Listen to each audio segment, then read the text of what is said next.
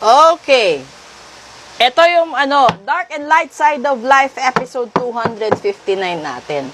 Ito yung pinaka-maintriga dahil itong deck na to, yung blue ba ito, purple, ganon.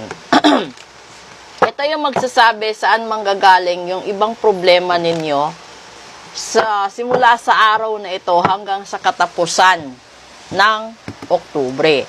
Ito naman yung deck na to ang magbibigay ng idea sa atin kung saan posible matatagpuan, no?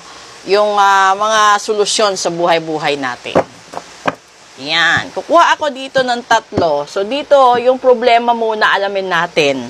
Yung unang maging problema simula sa araw na ito, 10 of Pentacles. Nako. Pangalawa, The Magician. And pangatlo, The Sun. Nako, ang ganda ng kombinasyon. Bakit? Una kasi, yung 10 of Pentacles kasi is kabuuan.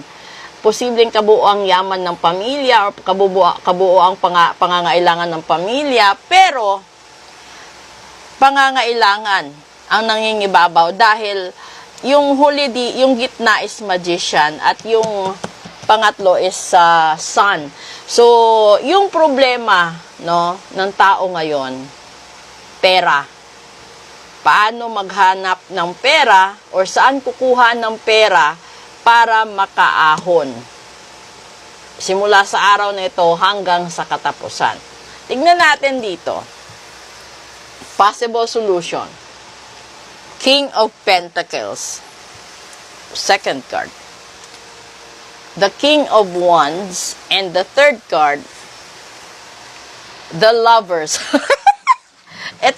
ito nakadelikado kasi general reading ito. So, ibig sabihin, kung ikaw ay babae, no, yung pwede mong mapagkukunan ng pera is dalawa. Yung isa, yung asawa mo, yung isa, yung ka-third party mo,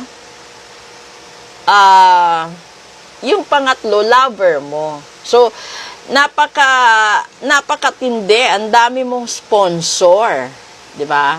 So, kung ikaw naman ay babae or lalaki, no, may wife ka na pwedeng mag-supply sa'yo ng pera, meron ka ring ibang girlfriend, at meron ka pang lover. Alam mo kasi, iba yung definition. Depende kasi yun sa dating sa'yo Di ba? Kasi, yung asawa, pwedeng naging asawa mo siya dahil pinakasal kayo, dahil nabuntis, nakabuntis, ganon. Or pwede din na hinangaan mo siya simula noon, kaya gusto mo siyang mapangasawa, subalit, hindi mo inaasahan na sa kalagitnaan ng inyong pagsasama, may madidiscover kang mga pag-uugali niya na hindi mo nakita nung mga kapanahonan na naging kayo pa bilang boyfriend-girlfriend.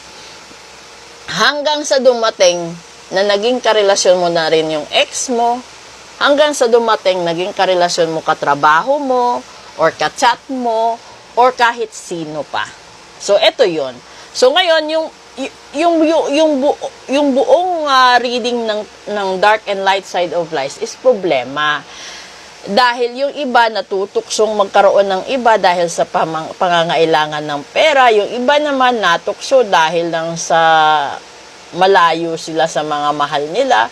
Yung iba din, talagang gusto nila kahit nandyan pa yung kasama nila, asawa nila Kung gusto nilang gumawa ng isang sitwasyon na magdudulot sa kanila ng problema, di ba?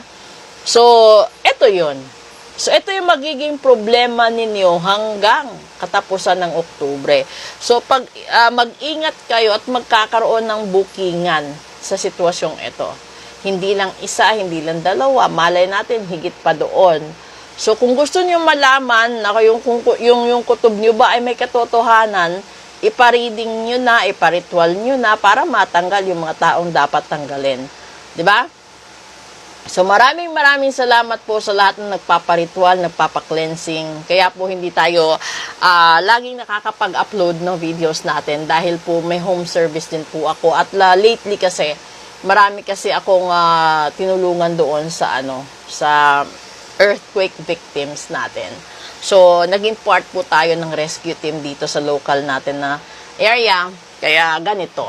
So, ngayon, nasa sa inyo na po yun. Kung gusto niyo magpa-ritual, love ritual,